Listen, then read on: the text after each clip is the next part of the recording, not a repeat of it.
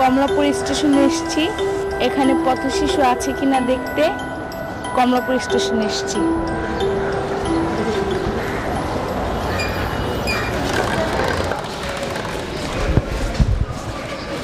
ভিতরে আসতে পারবো না?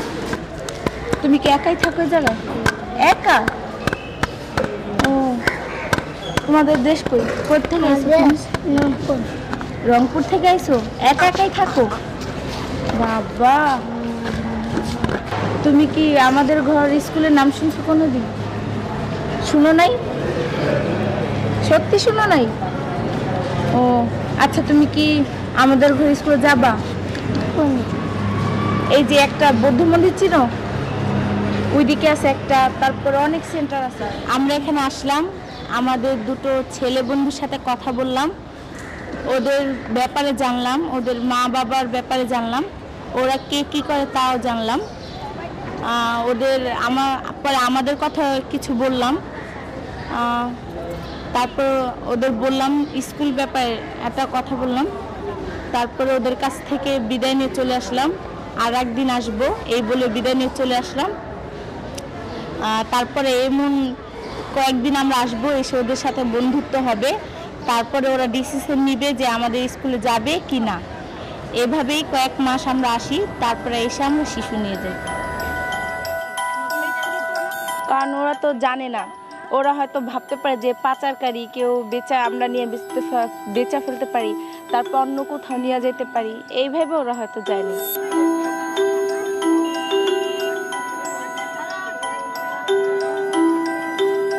তারপরে আবার এখানে আছে, তারপরে এই 4 বছর ধরে এই জায়গায় আছে।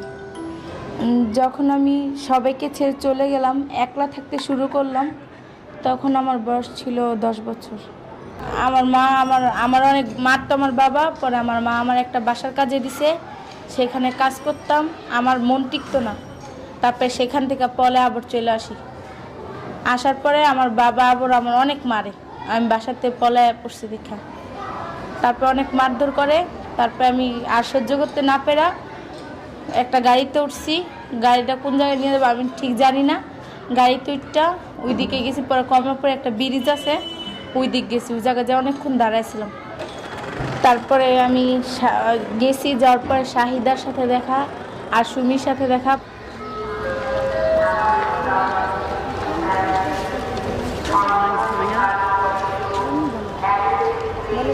আমি এখানেই থাকতাম, এখানেই রাত কাটাতাম, ওরা আমার বন্ধু, ওরাও আমার সাথে থাকতো।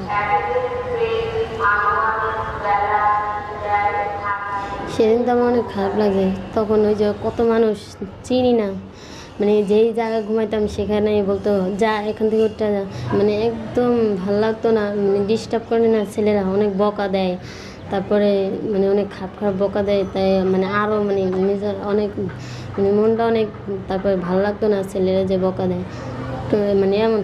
তারপরে রাইতে তো পুলিশ দেখলে মানে মারতো, চেনা তো আছে, মানে কয়েকজনই ছিল, কয়েকজনের শারীরিকভাবে এমন মানে ইয়ে করছে।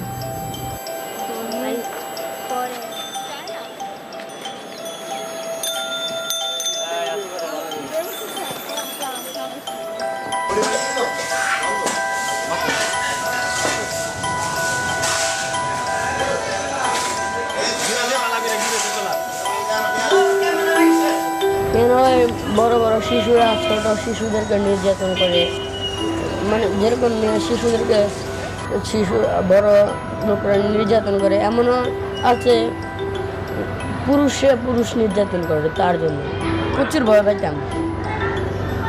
খাওয়া দাওয়া, কলার জন, কলার টোকা বেচতাম, বেচা 10 টাকা কামাইলে, অথবা যদি রাইকা দিতাম দুপুরে তো ভাতটা খাইতাম, আবার সকালবেলায় কলার টোকায় কলার রোদ যা পাইতাম তা খাইতাম।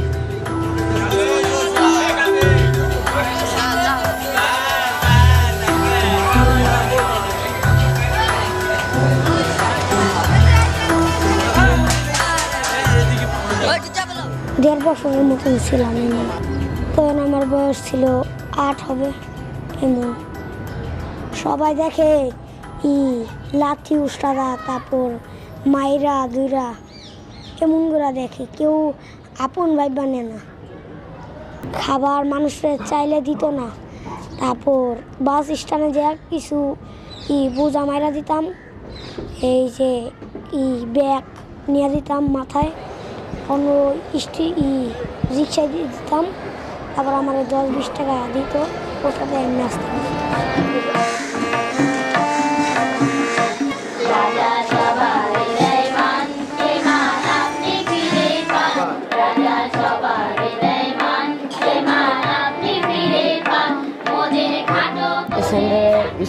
আমি যখন এই স্টেশন ছিলাম ওই সেন্টারে যে অল্প অল্প বাদ দেয় না, সেটা ছিলাম, ভালো লাগে না, কলা টানলাম।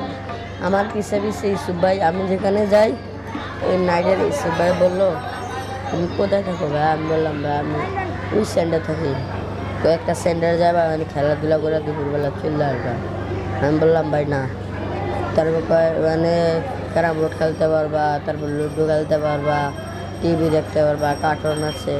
আমি তো হয় যাবো, আসছি ঘরটা আমার এমন সুন্দর লাগছে। আমি বলে আমি এখানে রাখতে থাকবো, রাখবো?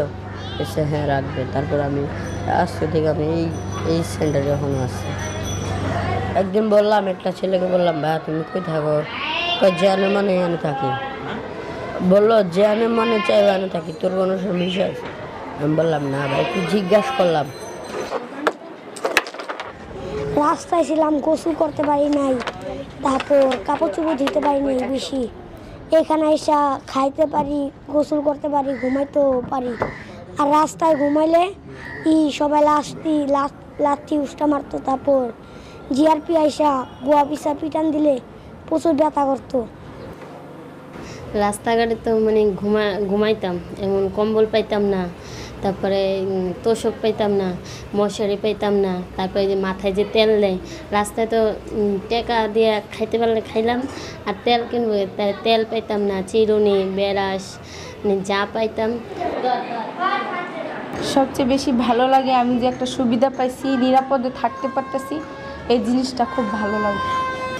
আমি সবাইকে শোনাই, ওরা আমার জীবনের বেশিরভাগই আমার জীবনের অনেক জায়গায় ওরা নিছে, কারণ ওদের জন্য আজকে আমি এই জায়গায় আসতে পারছি। নাহলে আমার ওই কমলাপুরেই থাকতে হতো, কমলাপুরে আমার জীবনের ভবিষ্যৎ সব মাটি হয়ে যেত।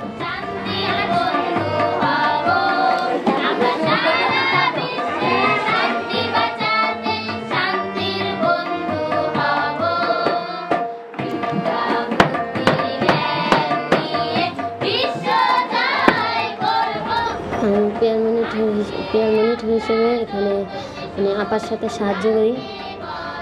তারপরে সেশনের সময় আপাকে সেশনে সাহায্য করি, সব শিশুদের খাতা দেই।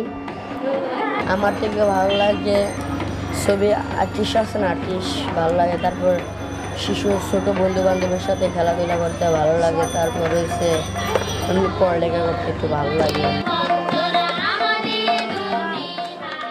এখানে কারচুপি প্রথম শিখেছিল কারচুপি। আমি ছোট একটা চিন্তা করছি, দর্জি কাজ শিখে একবার টেলারিং মাস্টার হইয়া একটা দোকান দিব, নিজের পায়ে দাঁড়ায় দোকান দিব। তারপর আমি নিজের পায়ে দাঁড়ায় দোকান দিয়া তারপর আমার ভবিষ্যতের দিকে আমি আগে যেতে চাই।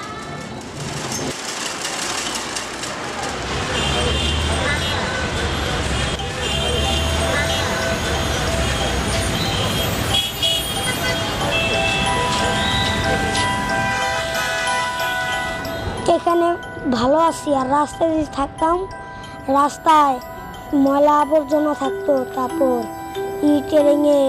ট্রেনে ঘুরতাম, তারপর স্টেশন ঘুমাইতাম। এই জায়গায় আমার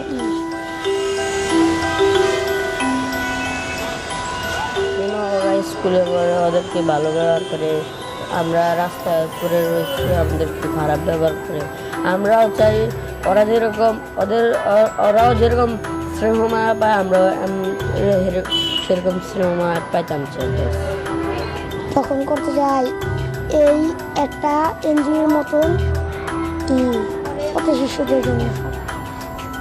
একদিন ভালো হবে সব।